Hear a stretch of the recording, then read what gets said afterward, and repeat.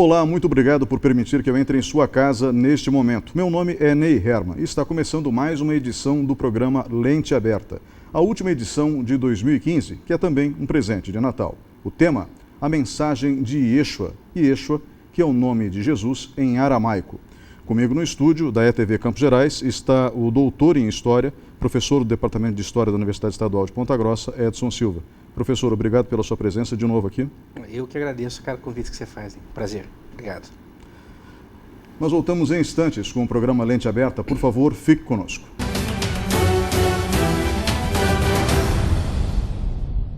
Olá, estamos de volta com o segundo bloco do programa Lente Aberta. O tema de hoje, a mensagem de Yeshua, que é o nome de Jesus em aramaico. Em que ponto da história a mensagem de amor se perdeu? No Evangelho de João, capítulo 15, versículo 12, ele diz aos discípulos: amai-vos uns aos outros como eu vos amei. Esse programa trata de relações sociais e a religião, diga-se de passagem, talvez seja o maior campo de interação social que já foi criado na história da humanidade. Diversas foram as religiões que surgiram e o cristianismo tem se mantido forte nesses últimos 2000 anos.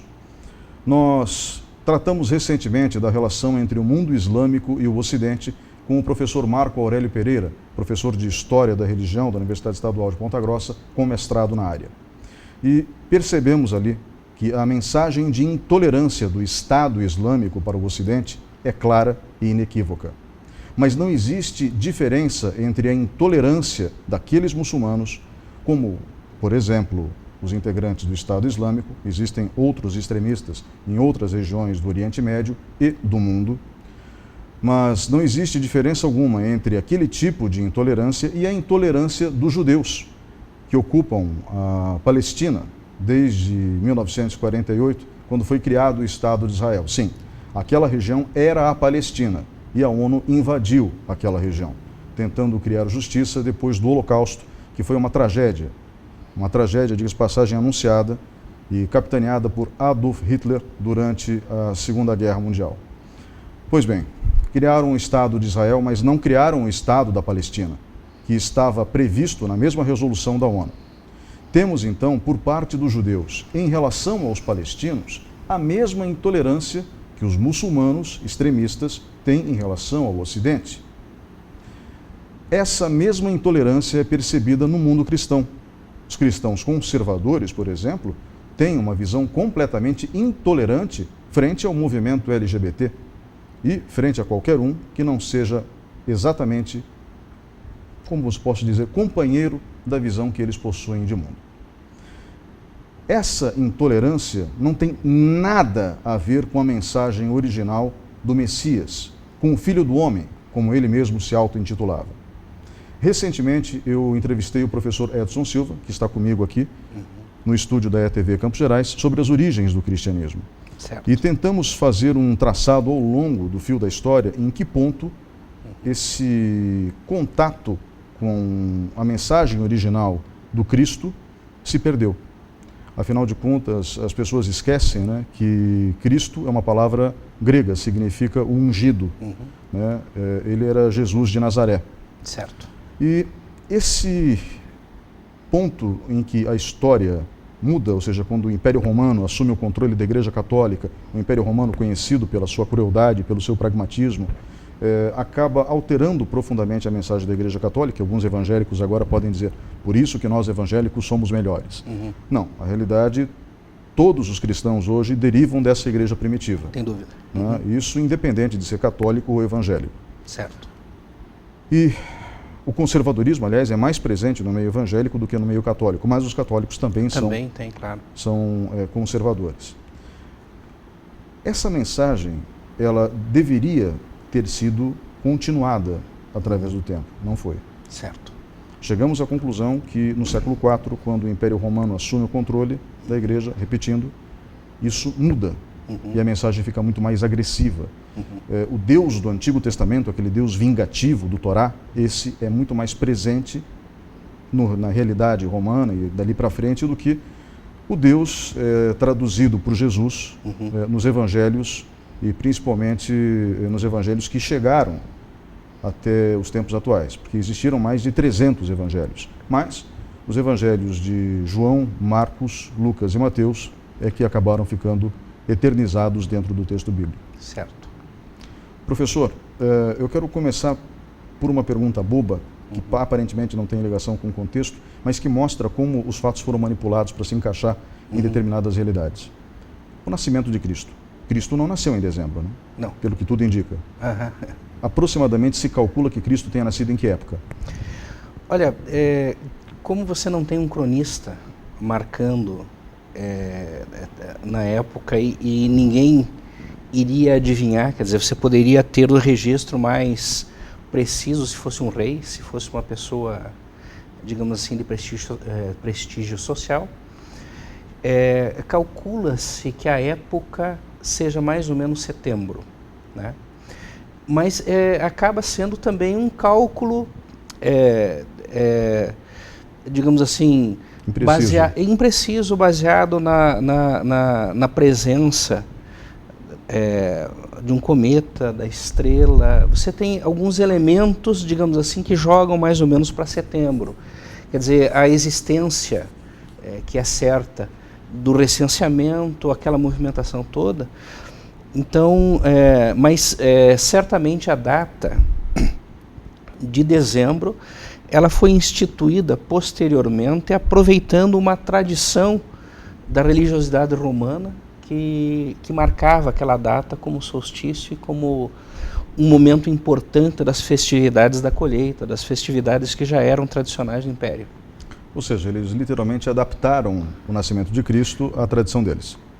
E não é uma coisa difícil de entender, né, no seguinte sentido. Se hoje nós vivemos numa época tecnológica onde o registro das coisas é fácil de você fazer e manter, naquela época, digamos assim, passadas 2, 3, 4 gerações, que é como você tem, se você tem, por exemplo, as primeiras narrativas dos evangelhos, 70 anos depois da morte de Cristo, por exemplo. Então, ali se passaram 2 ou 3 gerações de uma tradição, de uma memória que é passada oralmente, né?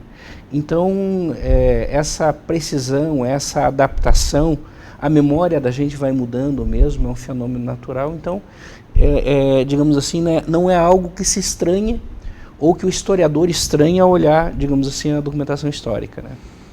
Tudo bem. Mas que é um indício que eles literalmente adaptaram a igreja às necessidades deles. Não tem dúvida, Isso não tem dúvida. É um fato.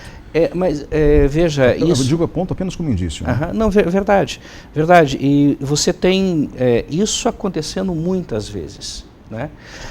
Por exemplo, quando você tem a retomada da Península Ibérica, por exemplo, dos islâmicos que estiveram lá por 7 séculos, muitas dos templos islâmicos se tornaram depois igrejas cristãs, né? Essa releitura cultural de uma tradição, a partir de outros sentidos, é algo que vai acontecendo naturalmente na história. Apenas com a título de exemplo, Nossa Senhora de Fátima, que é muito bem quista entre os católicos, Fátima era a filha do profeta Mohammed. Né? Então é sempre interessante lembrar isso, né? Que o nome da cidade de Portugal é uma homenagem à filha do profeta, Mohammed, o fundador do islamismo. Não tem dúvida, eles tinham passado aí 7 séculos sob domínio muçulmano, né? Professor, eu tenho como tema a mensagem de Yeshua, porque essa mensagem original, como nós dissemos, ela se perdeu ao longo do tempo. Eu fiz aqui uma abertura meio longa, entrelaçando programas que eu apresentei, apresentando que a intolerância é um fenômeno social grave, que se apresenta na religião, mas também se estende a outros campos. A intolerância é muito presente, por exemplo, e visível nas redes sociais, né, onde mensagens de ódio são trazidas à tona em diversos sentidos, inclusive no sentido racial, o que num país como o nosso beira o absurdo, mas enfim, nós somos racistas. Isso também já foi tratado aqui no Lente Aberta. E nós, brasileiros, eu falo, né? E nós vemos que os dias de hoje parecem, guardadas as devidas proporções com aquilo que é descrito metaforicamente no Apocalipse, os dias do juízo final, pelo menos no que se refere à mensagem original. Agora, existiram pessoas ao longo da história que tentaram recuperar essa mensagem depois que ela foi perdida? Eu do ponto de vista histórico, eu não trato as coisas assim de maneira tão absoluta. Uma mensagem original, verdadeira, perfeita, e um período de traição, um período de recuperação. Eu penso o seguinte: a mensagem de Cristo, ela é um ideal inalcançável. Mas pode ser perseguido com maior ou menor vontade, né? Não, certamente, certamente. Digamos assim, você viver em absoluto o amor ao outro significa o esquecimento pleno de si mesmo, que é um ideal a ser atingido, mas é algo muito difícil na estrutura de vida social concreta aonde as pessoas se colocam, né?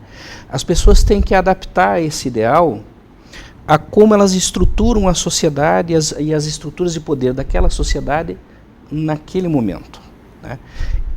Essa não é uma dificuldade só do cristianismo. O amor a Deus e o amor ao próximo é uma mensagem que estava embutido no Antigo Testamento também. Jesus dá um novo significado a isso, mas a mensagem, amar a Deus sobre todas as coisas e ao próximo como a ti mesmo, já era uma lei que estava no judaísmo, né? Entretanto, perceba que você tem toda uma tradição na Sagrada Escritura do momento em que aquele povo de Deus estava em conquista do seu território, que vivia guerra, né? Então, nos Salmos, principalmente, você tem a descrição: o Deus que me ajuda a derrotar meus inimigos. Ora, não é exatamente uma mensagem de amor, né? Não. É uma mensagem de luta, mas era a estrutura que aquele povo vivia naquele momento. Também no período medieval, você tem a organização da sociedade medieval em torno da guerra. A posse da terra é o elemento central para a organização do poder na sociedade, e terra você conquista de que maneira? Você a conquista justamente através da guerra. Então os períodos de guerra são os períodos de maior centralização de poder, porque o rei vitorioso tem terra para distribuir para os seus vassalos, né, que por sua vez ficam fiéis a ele, e você tem uma estrutura hierárquica que se monta a partir disso, né? E o cristianismo ele foi compatível com esse momento da história também, da história também, assim como foi compatível, por exemplo, com outro momento, digamos assim, de profundas injustiças, que é o momento do escravismo colonial que nós vivemos na África, no Brasil, aqui. Apenas explicando para as pessoas de casa, porque nem todos conhecem esse termo, né? Suzerano era o senhor das terras. Isso. E vassalo eram os seus criados, entre aspas, aqueles que ocupavam as terras do senhor das terras. Então, existia o rei e abaixo dele uma hierarquia de nobres, enfim, que acabava respondendo exatamente. Pelas terras. Então, a relação de vassalagem é uma relação entre nobres. Não é senhor e servo. É senhor e aquele que fica preso a mim por juramento na medida em que recebe terras que eu concedo. Então estabelece uma hierarquia entre os guerreiros, entre os nobres, né? Entre os senhores. No fundo é um servo, né? Na prática... acaba sendo, claro. Na prática ou seja, alguém submisso ao senhor das terras. Exatamente. Né? Professor, eu entendo que, pelo que o senhor fala, mesmo nos momentos mais tristes da história da humanidade, o cristianismo esteve presente. Exato. Tanto esteve presente que sobreviveu. Exato. A questão a mensagem central, ela realmente se tornou mais frágil. Não há como comparar, por exemplo, aquilo que Paulo fez nos primórdios do cristianismo, e fez muito bem, com aquilo que é feito nos dias de hoje. Né? Pastores construindo impérios, igrejas, mesmo a católica, tendo que passar por uma revisão profunda de seus conceitos. Existem relações que são dramáticas, principalmente nos anos 70, entre o Banco Ambrosiano e a máfia, por exemplo. Né? É um processo que, se diz, acabou resultando na morte de João Paulo I, embora pareça mais uma teoria da conspiração. Né? Não se pode fazer essa afirmação. Agora temos um Papa que vem combatendo isso e vem tentando tornar a igreja mais próxima da população pobre, né? Reaproximando ela da verdadeira mensagem de Cristo. E essa verdadeira mensagem de Cristo era uma mensagem revolucionária? Cristo era um revolucionário para a época em que ele viveu? Pode-se dizer, mas eu voltaria à questão. Acho que o cristianismo, ele sempre teve tensionado entre estruturas sociais de poder existentes, né, e um ideal a ser seguido, com grupos que se aproximam mais ou se aproximam menos desse ideal. É difícil, não existe a possibilidade de você de estruturar uma sociedade sem poder, né? E a mensagem de Cristo significaria justamente você renunciar-se a si mesmo para poder assumir completamente o outro. Ele é um ideal, digamos assim, utópico que se realiza na história de maneira sempre parcial.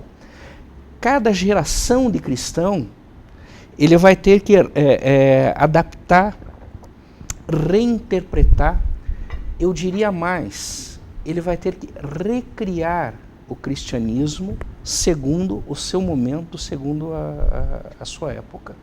Então, os desafios do cristão do século XV e XVI é você adaptar o amor ao próximo e a estrutura escravista da sociedade naquele momento. Hoje, nós temos uma estrutura capitalista que produz desigualdade e que produz injustiça. Certamente, daqui a alguns séculos, os cristãos do futuro vão olhar, escuta, mas como é que os cristãos do século XX e XXI conseguiam compatibilizar o cristianismo com essa estrutura que nós temos hoje, sabe?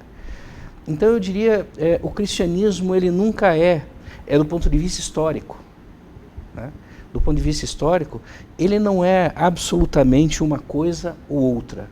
Não existe um cristianismo assim puro, destituído de formas humanas, né, de estruturas de poder. Não, ele tem que ser vivido em estruturas que estão colocadas. E sempre haverá um grau de injustiça, sempre haverá um grau de tensionamento, e isso sempre vai significar um desafio para aquela geração de cristãos. Mas que ele tinha uma mensagem revolucionária para a época, tinha. A mensagem de amor é sempre revolucionária, porque ela significa uma abertura completa ao outro, significa uma mensagem de pura paz, de paz como superação. As pessoas esperavam um Messias como ele, que fosse salvar prostitutas, que chorasse a morte de um soldado romano, que chamasse para seus discípulos, para que ele ficasse entre seus discípulos um cobrador de impostos. Ou seja, as pessoas esperavam isso de um Messias na época? Na região onde ele nasceu? Não. A tradição judaica, até pela lógica dos textos, quer dizer, a ideia dos judeus era reconfigurar o reino, reconfigurar a sua autonomia, a sua estrutura política, né? Uhum. Então esperava-se alguém que sucedesse ou recolocasse, digamos assim, o papel de Davi, de Salomão, de um rei, e a autonomia daquele reino de maneira, numa estrutura também política. Diga-se passagem, esperam até hoje, né?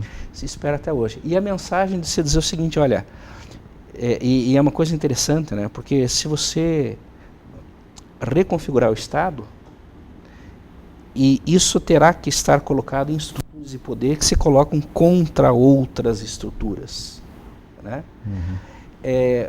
A mensagem de Jesus é ao contrário, quer dizer, renuncie até a você mesmo para você conseguir assumir o outro. Se nós formos relembrar, um dos cristãos, digamos assim, mais impressionantes do milênio, São Francisco. São Francisco de Assis. Ele dizia mais ou menos o seguinte, traduzindo esse aspecto do cristianismo de renúncia de si mesmo. Ele dizia mais ou menos o seguinte, olha, se eu tiver propriedade, ou se eu tiver poder, eu terei que ter uma espada para proteger a propriedade. Se eu tenho uma espada, eu não consigo me abrir para o amor. Significa que a plena abertura para o amor depende de uma renúncia que eu faço aos meus próprios desejos, né? Quer dizer, que nos termos franciscanos se traduziu com o conceito de pobreza. Somente uma pessoa que é pobre, que renuncia aos bens, que renuncia ao poder, pode amar plenamente o outro. Essa é a mensagem de Cristo. A questão é que você não estrutura uma sociedade, um Estado baseado dessa maneira. Quer dizer, você sempre tem uma tensão. Você pode ter um empenho no Estado em superação das desigualdades, de promoção do bem comum, né? Mas você tem e terá sempre estruturas de poder que acabam tensionando esse princípio fundamental do cristianismo, que é o princípio do amor. Falando desse jeito, a impressão é que todo rico está fora do paraíso, né? Mas não é tão grave assim. Não, certamente não. Jesus disse que é mais fácil um camelo passar pelo fundo de uma agulha, ou por uma agulha, entrar numa agulha, do que um rico entrar no reino dos céus. É sempre bom lembrar que a agulha era uma embarcação, né? E que o camelo cabia ali dentro. Só que ele tinha que literalmente se abaixar para entrar, e tinham que abaixar o camelo, né? Forçá-lo para que ele entrasse dentro da agulha que era a embarcação. Pelo menos até onde eu saiba, com conversas que eu tive com teólogos, essa é a explicação que se dá a essa passagem. E a lição que fica, a interpretação mais simples que fica, é que o rico precisa, pelo menos, ter uma posição flexível em relação às demais camadas sociais e uma posição de doação. No Corão, as pessoas mais ricas são obrigadas a praticar caridade. Muhammad não deixa outra hipótese. Não certo. É todo islâmico que cumpre isso, mas, enfim, eles são obrigados a praticar caridade, né? Mas eu acho que, nesse sentido, a riqueza está colocada como um obstáculo ao amor. É essa a questão. A questão não é exatamente quanto você tem, mas é o gesto de você segurar para si, e esse segurar para si te impedir de ver os outros, né? Eu tenho, numa ocasião até, eu acho que nós discutimos um pouquinho isso, de certa maneira o nacionalismo é um pouco disso. Quando eu me fecho nas minhas estruturas, né, e digo, olha, você não cabe aqui, você está fora, porque você é estrangeiro. Assim como fez Vladimir Putin com os refugiados recentemente. Como nós estamos vivendo e vivenciando a experiência da Europa. Quer dizer, a Europa se fecha aos refugiados, né? Por quê? Porque não reconhece neles a dignidade humana que deveria ser de todas as pessoas. Isso é um pouquinho a atitude do rico. Eu tenho que reservar esses bens aqui do meu país para os meus, para a minha família, para os meus compatriotas. Então, essa falta de abertura para os outros que é criticado na mensagem de Cristo, porque a mensagem do amor suporia uma abertura plena para isso, e na mensagem de São Francisco, que diz que nós devemos ser pobres. Pobre significa nenhum tipo de bem ou de apego humano deveria me afastar do outro. O outro é mais importante do que os bens. Uhum. Realmente, a mensagem de Cristo, ela não é fácil de ser seguida, mas que utilizá-la como norte dentro de uma bússola moral também não é tão difícil, cá entre nós não é. O problema é que essa agulha não aponta para o norte faz um bom tempo, né? A agulha da bússola. Se nós pararmos para analisar os dias de hoje, a mensagem de Cristo não é que ela se perdeu, mas ela se tornou, ou vem se tornando cada vez mais, e eu acho que isso também é pendular na história, uma hora é assim, uma hora é assado, ela vem se tornando cada vez mais palavra morta. Eu diria que cada geração de cristão enfrenta o seu tipo de dificuldade. Eu quero lembrar um pouquinho que os primeiros cristãos no século III, no século IV, né, eles tinham horror à cidade, né? Tanto que no século IV, no século V, você tem os primeiros movimentos de saída de cristãos da cidade. Quando a igreja se torna parte da estrutura da cidade, de Roma, ela adere ao império, muitos cristãos se horrorizaram com isso. Porque a cidade era o lugar da corrupção, era o lugar do poder, era o lugar do assassinato, era o lugar dos prazeres. Então era necessário fugir. Então o movimento monástico é um movimento de fuga da cidade. Por quê? Porque é uma tentativa de fuga dessas coisas que faz com que a alma se apegue, entendeu? Então eles tinham esse desafio. A estrutura romana era um obstáculo a você viver plenamente o cristianismo. Não foi diferente da estrutura medieval, que também era baseada na violência, né? Na guerra, na superação. Não foi diferente do período das cruzadas, não foi diferente do período mercantil, escravista.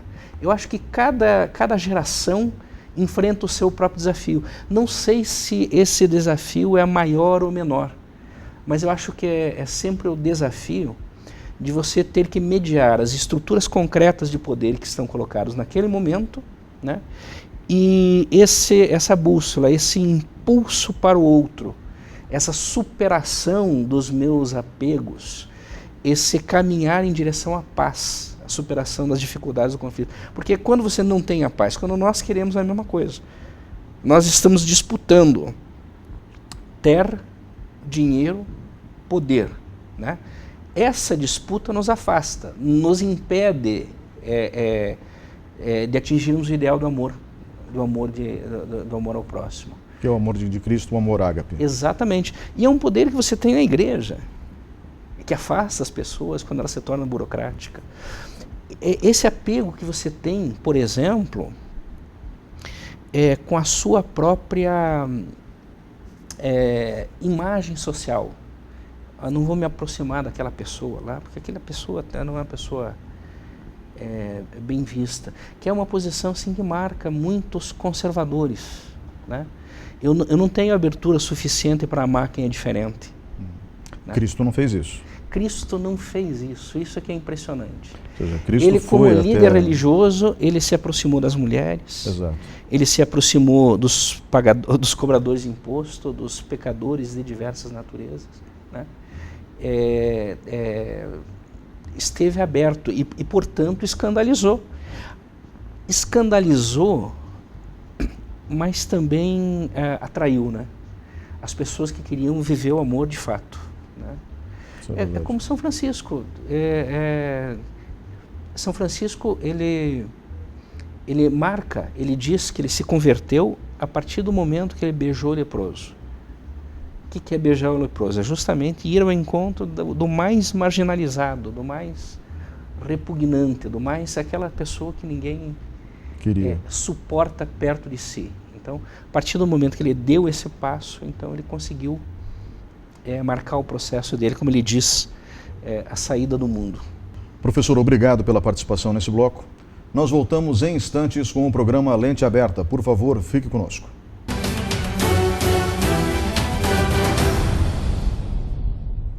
Olá, estamos de volta com o terceiro e último bloco do programa Lente Aberta. O tema de hoje, a mensagem de Yeshua. Yeshua, que era o nome de Jesus em hebraico. Jesus Cristo passa a ser chamado dessa forma em que ponto? Já nos primórdios do cristianismo? Não. O termo Cristo ele vai ser atribuído quando o cristianismo começa a se inserir no mundo grego, né? Você tem inicialmente um grupo de judeus com uma visão própria do judaísmo, né? E após a ressurreição você tem uma expansão do cristianismo, né, para o mundo romano e grego. Aí você tem a atribuição do título Cristo e cristão. Isso se dá o quê? Uns 50, 100 anos depois aproximadamente? Mais ou menos, mais ou menos. Você já tem isso com Paulo. Com, né? Paulo quando você sai do mundo exclusivamente judaico e você vai para o mundo grego, né, para grupos e comunidades de língua grega, você já tem essa aproximação. O Evangelho de João é bem marcado por essa tradição, né, pela tradição de contato com a filosofia e com a língua grega. Os evangelhos eram escritos em línguas diferentes, né? Eu estou equivocado? Não, foram escritos em línguas diferentes e muito posteriormente traduzidos para o latim. Na Bíblia que foi unificada depois se chama Vulgata, né? Mas cada comunidade mantinha a sua própria tradição oral e que era mantida inicialmente nos ritos pela memória. As pessoas se reuniam para relembrar as palavras de Cristo e num determinado momento ela era escrita, especialmente nos momentos de perseguição, porque aí quando você tem um momento de perseguição, você passa a não confiar na memória para guardar aquela mensagem, então você escreve. Uhum. desses evangelhos apócrifos, né, são mais de 300, existe o evangelho segundo Maria Madalena, o evangelho segundo Filipe, né? Segundo Judas. Então, esses evangelhos, eles foram levados em consideração por alguma igreja cristã, ou até mesmo pela Igreja Católica?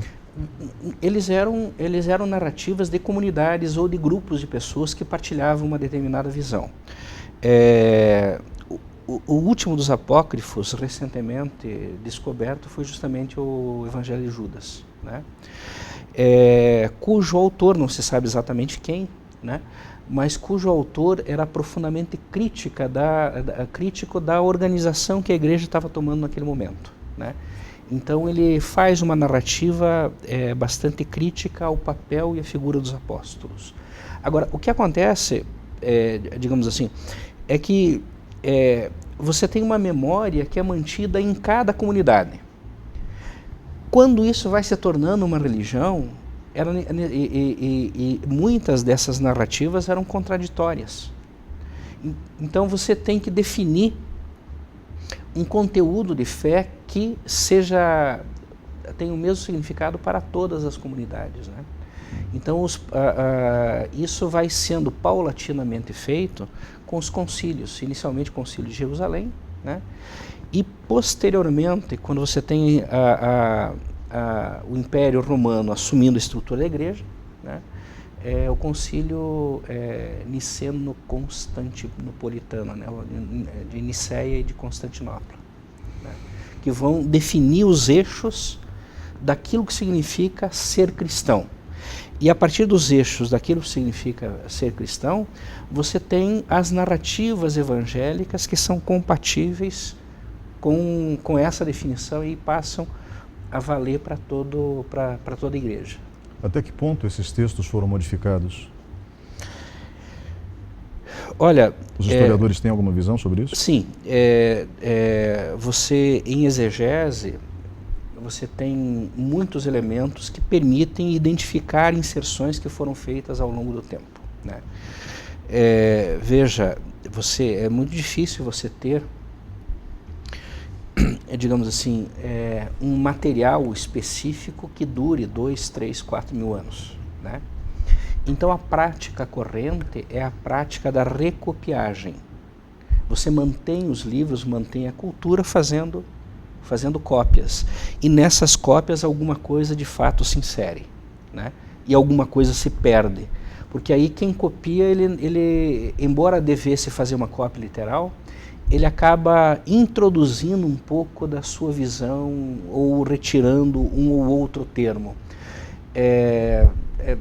Isso é base.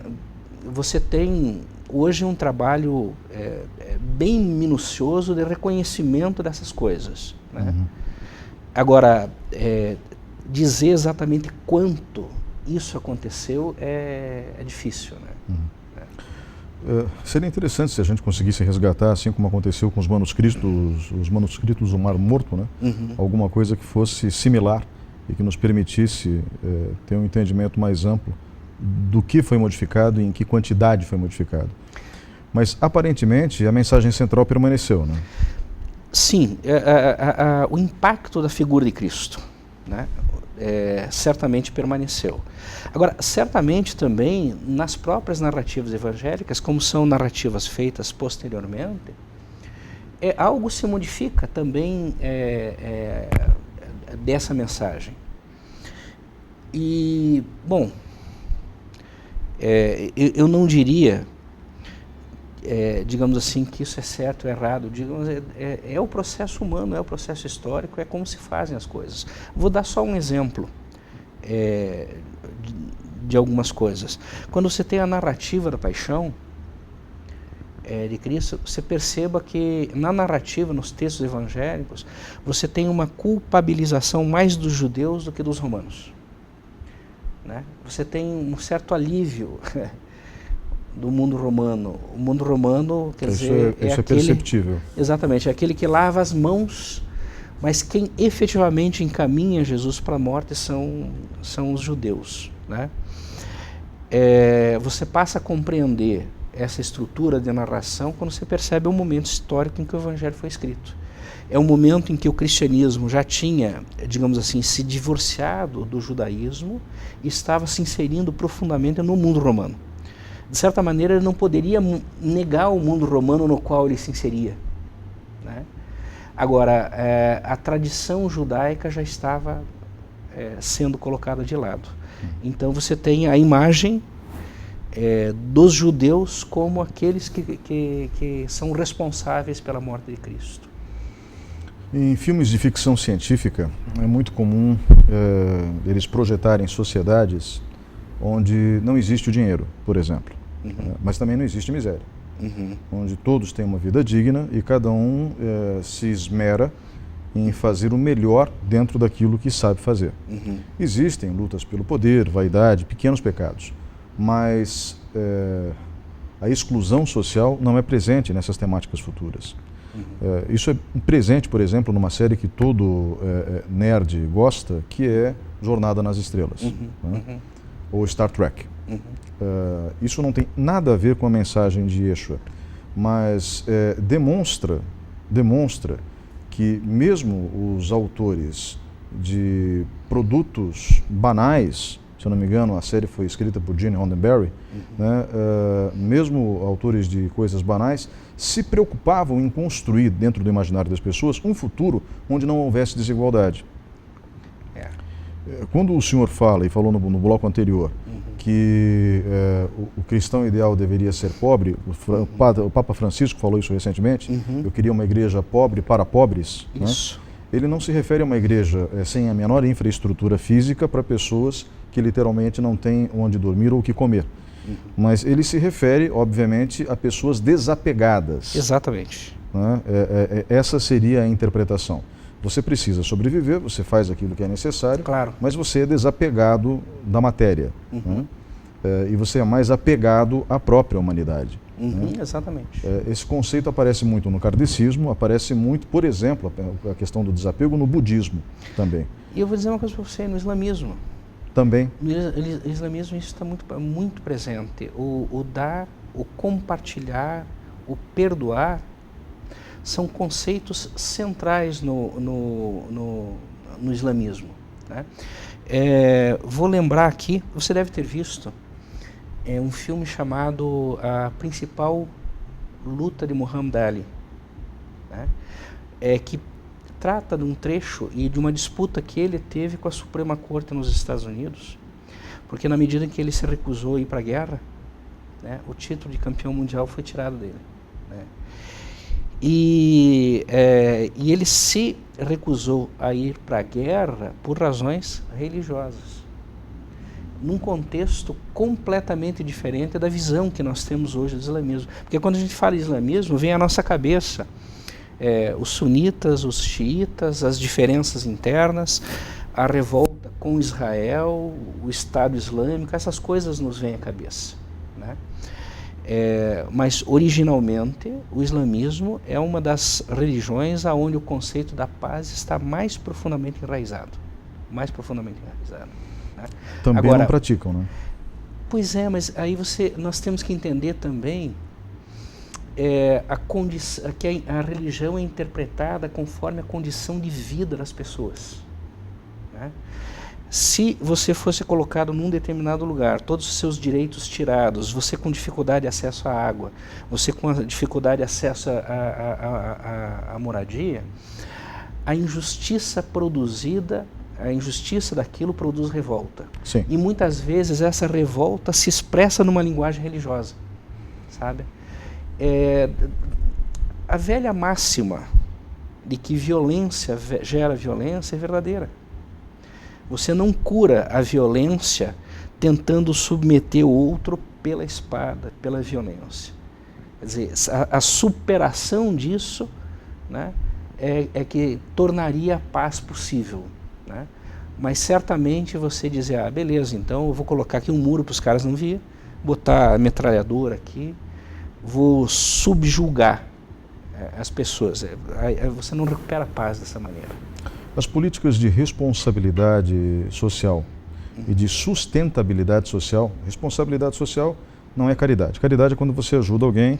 Responsabilidade social é quando a empresa percebe que ela tem um papel importante a ser desempenhado na sociedade, às vezes até num regime compensatório. Certo. Né? Ou seja, eu causo uma poluição X, eu tenho que ter um projeto de meio ambiente Y que equilibre as coisas. Ou eu gero uma certa desigualdade social aqui, vou tentar reequilibrar isso num outro sentido. Né? Sustentabilidade social é quando você produz sem efeitos colaterais. Certo. Né? Ou seja, você tem uma produção sustentável em relação ao meio ambiente, uma produção sustentável em relação ao meio social. Esse conceito de sustentabilidade vem do ambientalismo para a questão social. Certo. Seria essa linha de raciocínio empresarial uma pitada da mensagem de Yeshua dentro do universo capitalista? Com certeza. Aliás, esse é justamente o tema da última encíclica do Papa Francisco, chama Laudato Si, né? Louvado seja o meu Senhor. E é interessante como a encíclica, como ela não foi divulgada, é o contrário. Você teve as notícias dizendo, olha, o Papa escreveu agora uma encíclica sobre o meio ambiente. O que o Papa escreveu sobre isso, ninguém divulgou, né? Ele é um texto muito bonito. Em primeiro lugar, porque é baseado em São Francisco e num conceito que meio ambiente e pobreza são o desequilíbrio ambiental e o desequilíbrio social, a pobreza e a miséria, são dois elementos que têm a mesma origem, que é o egoísmo. A nossa tendência de nos apropriarmos desse ambiente, né, para o nosso próprio usufruto. Quer dizer, quando eu faço isso, o que eu faço? Eu poluo, eu destruo a natureza, eu uso a técnica para a exploração da terra ao máximo. Aí eu vou ter que trabalhar só no nível da monocultura, eu vou ter que trabalhar com veneno, vou ter que trabalhar com adubo, eu vou trabalhar com escala de produção, porque o que eu quero? Eu quero mais lucro. Esse mesmo gesto de concentração de riqueza é o gesto que produz a desigualdade social. Então, na mensagem central do Papa, nós deveríamos mudar a nossa postura, a nossa maneira de estar no mundo, né? Encontrando novos equilíbrios, né? Isso, no texto do Papa, tem elementos que são elementos estruturais, que exigem uma ação dos governos, das organizações não governamentais, dos movimentos populares, dos organismos internacionais, no sentido de superação dessas estruturas. Aliás, o Papa é uma das poucas encíclicas que ele fala de estruturas sociais e reconhece essa dinâmica sociológica de produção da desigualdade, né? Então é necessário superar isso, mas essa superação não pode ser feita, no texto do Papa, sem uma transformação pessoal interna. Exige-se para essa nova sociedade um novo homem. Porque do contrário, o que você faz? Você tem a imposição de um modelo pela força. E as experiências que nós temos de imposição do modelo pela força, mesmo que na busca da igualdade social, acaba gerando novos desequilíbrios e novas desigualdades, né? Quer dizer, eu não nego que as experiências comunistas foram motivadas por um desejo de reparar os males do capitalismo, de produzir igualdade social. Mas acabou gerando outras, né? Por quê? Porque você não tem uma nova postura que envolva toda a sociedade e que leve as pessoas à vivência do amor e da solidariedade. Isso não deveria ser obrigado, né? Eu sou obrigado a fazer. Eu sou obrigado a renunciar parte dos meus bens para distribuir para todo mundo. Se você é obrigado a fazer, alguma coisa está errada. Isso deveria ser uma maneira de estar no mundo. Se nós estivéssemos no mundo dessa nova maneira, tanto você resolveria os problemas sociais, quanto resolveria os problemas ambientais. Porque aí o elemento central, que é a busca do consumo, a busca do prazer, a busca do negócio, nós teríamos reduzido isso de maneira a respeitar mais os limites do meio ambiente e o seu equilíbrio. Pular, nessa época em que nós vivemos, a lei do consumismo é quase impossível, mas não significa que seja totalmente impossível. Hoje já se fala muito em crédito consciente, por exemplo. Né? É uma forma de você, pragmaticamente falando, frear o consumismo. Certo. Né? Quando você força as pessoas a pararem para pensar naquilo que estão fazendo com o seu dinheiro. E o Natal, ele é expressivo em relação a isso, porque nós gastamos demais. Nada contra a figura do bispo que inspirou Papai Noel. Tá? Mas eu tenho certeza que ele não pretendia criar o Papai Noel. Né? Pelo menos não como modelo de consumo, né? Não, mas como nunca. Modelo de generosidade, Exato. de você ir ao pobre e tal, claro. E, seja rico, seja pobre, né? O Papai Noel vai estar lá. Então, poucas pessoas sabem disso, a figura do Papai Noel foi criada pelo comércio americano no fim do século XIX, a roupa era marrom. Sim. E daí, numa campanha da Coca-Cola, nos anos 30, a Coca-Cola pintou o Papai Noel marrom do comércio norte-americano de vermelho. Simplificando a história, é mais ou menos isso.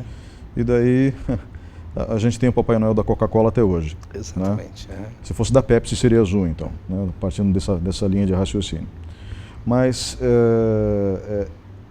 vamos encerrar o programa já, professor. E muito se tem falado em Ponta Grossa, por exemplo, sobre a recuperação do sentido do Natal, do nascimento de Cristo. Né? Eu vejo a associação comercial fazendo isso, né? E acho uma iniciativa fantástica. A prefeitura investiu um dinheiro enorme na iluminação da cidade, fez campanhas junto com o comércio nesse sentido. A Associação dos Ministros Evangélicos e a Igreja Católica trabalhou também nesse sentido da recuperação da mensagem do Natal. E conversando uma vez com o Dom André, que é o abade, né, do Mosteiro da Ressurreição, aliás, abadia, né, ele disse que o nascimento de Cristo é um milagre que se perpetua no tempo, ou seja, acontece constantemente, assim como sua ressurreição, mas, enfim, é um milagre que se perpetua no tempo. É isso que as pessoas têm que perceber, ou seja, que essa oportunidade de ser cristão, verdadeiramente cristão, se renova constantemente? Essa é a ideia. A ideia é que a gente... Isso é aquilo que nós falávamos, há uma tensão permanente entre uma estrutura social que tem elementos de poder e o ideal cristão, que é o ideal de renúncia de si mesmo. O ideal seria que no Natal fosse um momento para a gente refletir sobre esse ideal. Agora, que não ficasse restrito ao Natal. Na verdade, nós deveríamos nos posicionar no mundo de maneira diferente. Né? Nós deveríamos renunciar todos um pouquinho ao prazer, ao poder, ao consumo, né? Para, digamos assim, para que os elementos, digamos assim, que são conflitivos, tanto na produção da desigualdade social, da pobreza, quanto da produção da desigualdade social ambiental, eles fossem reduzidos. Né? Mas, para isso, nós temos que superar um elemento estrutural. Nós vivemos numa sociedade consumista. Deveríamos, quem sabe, consumir menos. Deveríamos, quem sabe, crescer menos. Por que o sentido da economia é crescimento, crescimento, crescimento, crescimento, para que, no processo de acumulação, as pessoas se sintam felizes? Nós poderíamos viver com menos, mas viver melhor, né? Viver com mais amor entre os homens, né, na sociedade, e viver com equilíbrio mais presente na nossa relação com o meio ambiente. Professor Edson Silva, professor do Departamento de História da Universidade Estadual de Ponta Grossa, com doutorado na área, muito obrigado novamente pela sua presença hoje aqui. Eu que agradeço discutir com você coisas importantes como essa. E a você que estava em casa nos assistindo, esta é a última edição do Lente Aberta em 2015. Esse cenário provisório nos acompanhou até agora, vamos tentar substituí-lo no ano que vem. Agora, o fundamental é que este programa permita, pelo menos essa é a intenção, que nós possamos discutir aquilo que é importante para a sociedade como um todo. Seja um assunto de interesse nacional ou interesse local, não importa. Mas o fundamental é que esses assuntos sejam debatidos, sejam colocados na mesa. E a verdade é uma só. A religião é importante, ela não pode ser ignorada, mas a sua mensagem central também não pode ser esquecida, muito menos por aqueles que são responsáveis pela pregação daquilo que ficou escrito como essencial, ou seja, o amor ao próximo. Feliz Natal, um próspero Ano Novo.